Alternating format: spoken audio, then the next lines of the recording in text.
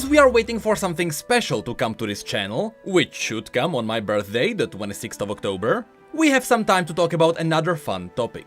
Last time we had a chance to compare the power levels of all the champions, but this time we are going to have a look at the tools that made those champions powerful in the first place. The weapons. Now, if you are not aware, League of Legends has a lot of unique weapons in its universe, so we could easily make part 2 or even part 3 of this video. Nevertheless, today we will have a look at 10 of the most legendary weapons in League of Legends. But first we need to set some rules. I don't count magic as a weapon, so world runes or massive scrolls of power don't count. Also, even though we could talk about them in part 2, I will not talk about the Darkins in this video. At least, not directly. You'll see what I mean when we get there. So now, without further ado, here are 10 of the most legendary weapons we can find in this universe. Since the legendariness of a weapon is really hard to rate, these are in no particular order. So, at number 10 we have the Trident of the Ocean King.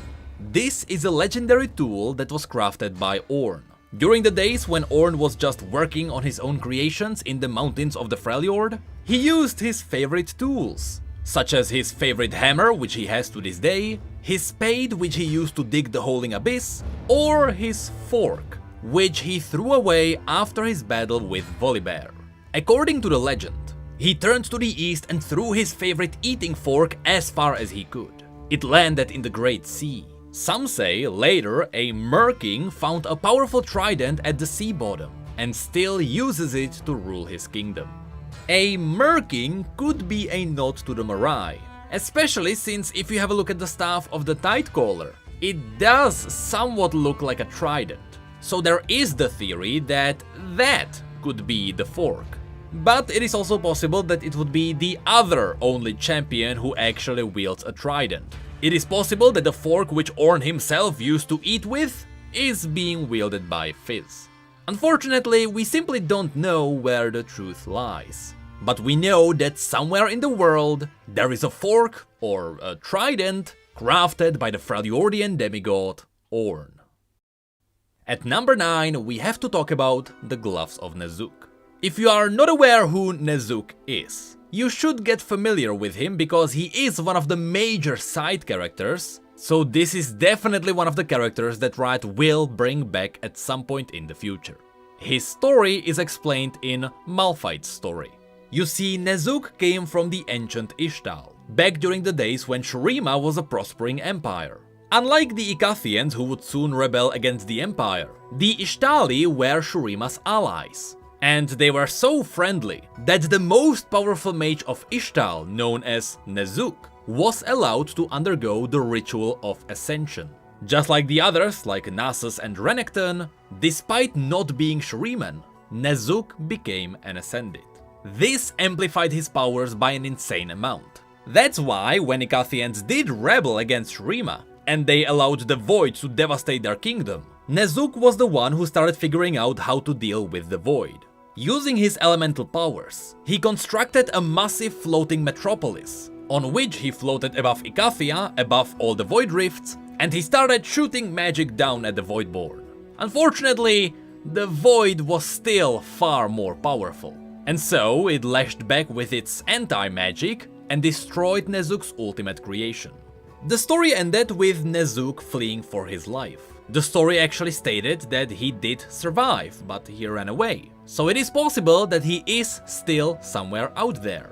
Now, I know I said that I don't count magic as a weapon, but Nezuk's gloves, which amplify magic, and they are wielded as a weapon, have been lost somewhere during the process. That was until the day Ezreal found one of these gauntlets. He found them in the tomb of Nezuk. So his story seems to suggest that Nezuk did die later on, but we've seen characters resurrected before.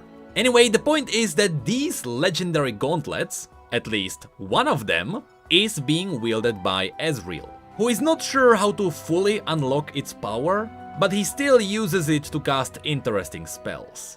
Regardless, the other gauntlet is still somewhere in the world, And it is only when the two gauntlets are united that the true power Nezuk held is unlocked. This story was purposefully kept open so that one day Riot can return to the story of Ezreal and Nezuk. At number 8 we have Drakebane. Drakebane is the name of the lance which Jarvan is holding. This name was revealed in the story Aftermath, where Jarvan was slowly turning mad from grief after his father, Jarvan III, died. There he was practicing his skills with weapons against Xin Zhao. It was supposed to be some friendly sparring, but since Xin Zhao was supposed to be the one to keep the king alive, despite being great friends, Prince Jarvan was still pretty angry at him. And so, randomly during the battle, he threw away his sparring sword and he picked up Drakebane. Thankfully for Xin Zhao, he is one of the best fighters in Demacia. Anyone else would have been killed by Jarvan during that training. We know that Prince Jarvan got Drakebane from his father on his 16th birthday, and the story Aftermath actually gives the weapon some really great story. Here's the quote. Wrought to defeat the great Frostdrake Maelstrom and her progeny who had plagued the early settlers of Demacia in ages past, it had long been a symbol of a royal line. In truth, the secret of how to fight with it had been lost in the reigns of the first kings of Demacia, and in unskilled hands it was as deadly to its wielder as it was to the enemy. As such, for centuries, it had been little more than ceremonial, an icon of the ruling family. However, when the prince was still just a boy, he had dreamed of fighting with it, like the heroes of the old he idolized. And so, Xin Zhao had promised to teach him when he was ready. As you can see, even though over the years Jarvan did learn how to fight with it, even though it is incredibly dangerous even to the one who wields it, the art of using it in battle was forgotten. So these days, no one really knows how they should be fighting with it. It is an incredibly complex weapon that prolongs itself as you fight with it. Drakebane is truly a legendary weapon unlike anything else seen in this world. At number 7 we have to talk about the Blade of the Ruined King. Now unfortunately we don't have too much info on the blade, but those who have written Viego's story did give us some hints. So just know that as of right now, before the release of the Ruined King game, which might go into details on this, what I am about to talk about has not been directly confirmed on Universe. This is just from the info we got on the social media. The Blade of the Ruined King has a very unique ability. It consumes a portion of a soul of the one who wields it. It is supposed to symbolize a sacrifice of the wielder. And because it is passed down between the rulers of Kamavor, it also symbolizes the king sacrificing a piece of their soul for their kingdom. Now, the reason why this is important is because this ability is what kept Viego alive. You see, when Viego died, he was stabbed by his own blade, the blade that held a piece of his own soul in it. This meant that because he was standing in the holy waters of the Blessed Isles, which are supposed to keep things alive, and because he died being pierced by his own soul, it resulted in the fact that Viego died being stabbed by his own blade, but he was kept alive by his own soul being maintained in the holy waters. Under these circumstances, Viego died, but he did not. That's really the ultimate root of the ruination and the Black Mist. I assume we will learn more about this in the game The Ruined King, where Thresh will likely talk about the origins of Viego and Thresh's ultimate plan. But for now, just know that the Blade of the Ruined King is unlike any other weapon. It has hidden abilities which many may not even know about. Next up we have the Hammer of Orlon. This was one of the first legendary weapons to be ever written for the lore of League of Legends. The Hammer of Orlon is iconic for Demacia. Orlon was one of the very first settlers who founded Demacia, and he is the one who befriended a small yordle called Poppy. You see, we don't know where Orlon himself got the hammer from, but he himself knew that the hammer had a unique power, which was only unlocked when it was wielded by the person for whom it was meant for. The lore and logic behind this was never really explained. We just know that the hammer came from somewhere and it was crafted for someone. and the story was about find the one for whom it is. So after Orlon died, he passed the hammer to his squire and his best friend, Poppy. And now Poppy was tasked with the quest to find the right wielder of the hammer. Unbeknownst to her, it seems like she is the rightful wielder all along. Every time she passes the hammer to some other knight who seems worthy of it, they immediately die. And when it returns back to Poppy's hands, she suddenly gets stronger. With the power of the hammer seemingly being the ability to literally split the earth in two. That's where Poppy's ultimate comes from. It is all because of the hammer of Orlon. But where that hammer comes from, we still don't know. Next up we have a weapon which a lot of you will not know about. It is a weapon that does not have a lot of lore behind it, but it is very unique indeed. And this is the Netherblade of Horrock, which is being wielded by Kassadin. Many of you may already be familiar with the story of Kassadin. He is the one whose daughter has fallen into a void rift, and he's the one who decided not to just accept it, but he traveled around the world. He looked for the blessings of all the mages and shamans he found. He picked up all the different pieces of equipment he would need, including the breathing apparatus from the Zonite engineers. And he did all of that just so he had a little bit of a chance of surviving in the void. And his bio even mentions the weapon, which was the last item he picked up on this journey. Last of all, he stole the infamous Netherblade of Horrock, the sword that had slain 1,000 deceivers in the latter days of the Empire. He could feel the cold pull of oblivion on its edge, but no longer had any regard for his own mortality, and nothing of his old life left to lose. So this is an ancient weapon from the times when Shurima ruled the continent. Even though it seems to be some kind of an ascended weapon, it was also able to tame the power of the void, which likely means that this weapon actually originates from the Icathian Mage Kings, because Shrimans themselves would be very much afraid of using the power of the void, but the Icathians were not afraid.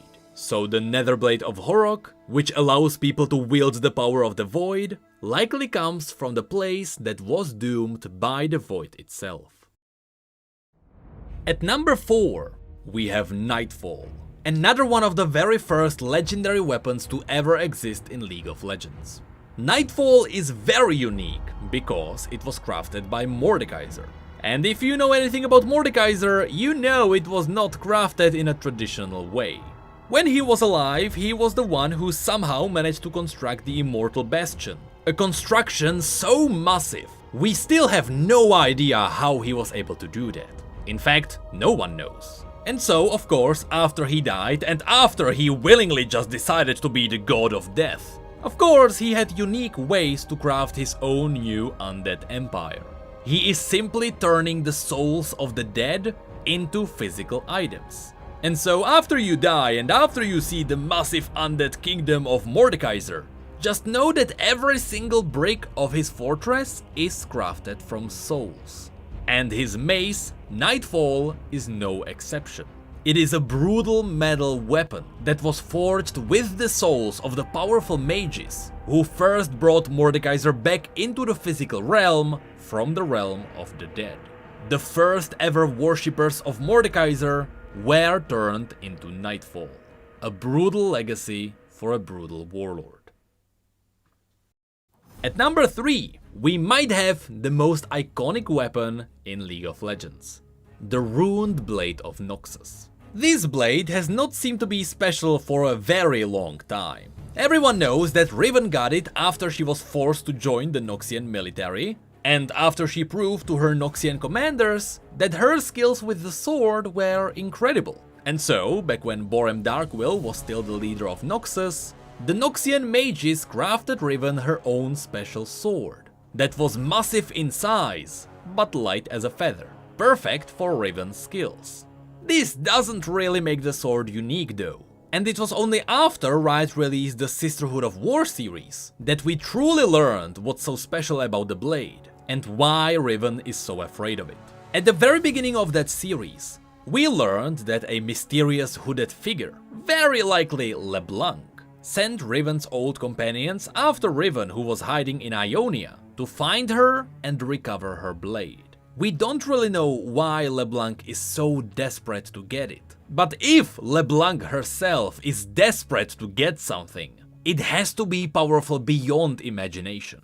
After all, she's the one who has been casually dealing with Mordekaiser and locking him beneath Noxus, so that should tell you how much power this sword has to have. Regardless, after Riven deserted the war, she found a small village where people were using the legendary wind technique. Enter Yasuo's story.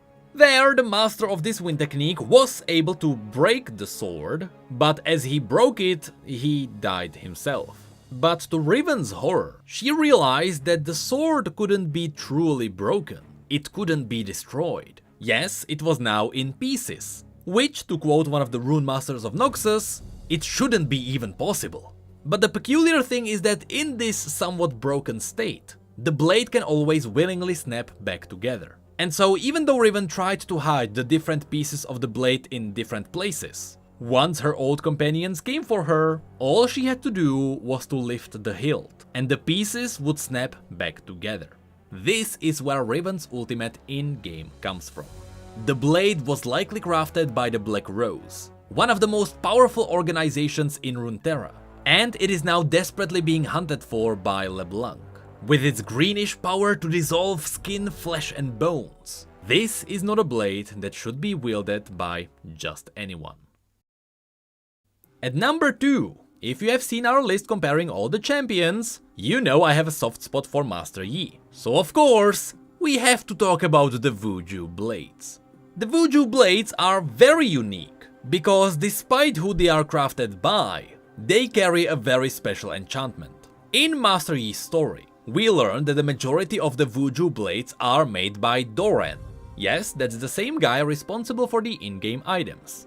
After Doran crafts these masterful blades, a few times a year, he carries them to a sacred place hidden in Ionia. There, he writes a poem and hangs it on the blade. This allows the local spirits to give the blades a blessing. Here's the catch. This sacred place is Mistfall, shown in this art on Universe. You can see the blades here with the poems hanging on them. And what's awesome is that Mistfall is connected to the very first mortal war of Runeterra. It is connected to the very first Vastai Shirei who ever walked this realm. And it is the spirits of those beings who infuse the blades with their power. The creators of the Voodoo technique enhance those blades. This blessing is so powerful, different smiths actually give their own blades to Doran, together with the poems, so that Doran could go to Mistfall, plant the swords there, sometime later he would pick them up and return it back to the original smiths. Interestingly enough, the poems you write on these blades can also be all over the place. There is one written by Doran's friend, Moria. Blind faith ruins minds, blind loyalty ruins lives. When the butcher's knife strikes the ground, all are wounded and the self is destroyed. This comes from a legendary smith who often sells their blades on black market. But young Yi also had the chance to read a poem which Doran wrote himself. No wars today, just a sip of wine to wash down duck eggs. Tastes yummy. Yep, not the most poetical thing under the sun, but even this was enough for the spirits to give the blades their blessings. Actually, I highly recommend looking into the story of Doran. The blades are almost as legendary as the Voodoo technique itself. And at number 1, we have the Chalicar, the crossed blade that might be the most legendary weapon of this universe. Of course, I'm talking about the crossed blade that is currently being wielded by Sivir. Originally, people thought that it was just a blade that was somehow connected to the original empire. After all, the blade was used as a key in the tomb where Azir was resurrected. But there is a reason why this blade specifically was the key to the tombs of the emperors. It's because this blade holds a lot of value. Originally, the Chalicar was wielded by Setaka, who was the warrior queen of the Ascended host. In other words, she was the leader of the Ascended. After her death, after she was ripped apart by the Voidborn, the blade was safely locked away until it got into the hands of Twilight. Twilight, who back then was Maisha and not Zoe, then got fed up with all the Darkin that were ravaging the lands. And so, the aspect of Twilight itself decided to deal with the Darkins themselves. This was all explained in the story called The Twilight of the Gods. We knew before that it was the Twilight who taught mortals how to use its celestial powers to banish the Darkin, but this story explained that it all happened because of the Chalicar. Here is a quote from the story, where Tannery, an Ascended who was turned into a Darkin, held the Chalicar, as he was instructed by the Twilight. With the last of his strength, Tannery rammed the Chalicar down into the crystalline floor of the amphitheater. The sound was deafening, like a hammer blow against the veil of the world. The cracks from its impact spread further than they should have, and the clear sky burned with the diamond brilliance of a newborn star. But this was no golden radiance. This was cold, merciless silver. What the sun made, the moon will unmake, screamed Tannery, and a blazing column of white fire stabbed from the midnight sky. It struck the Chalicar's extended arms and deflected the fire outwards, drawing in the god warriors and piercing their chests. It burned them, reached into the arcane heart of their being, and devoured the magic that made them. Even as his skin slowed from his bones, Tannery wept to see them die. They were his brothers and sisters, and not even centuries of the most brutal war imaginable could make him hate them. So as you can see, in this scene, the Chalicar consumed the Darkin. It absorbed their souls.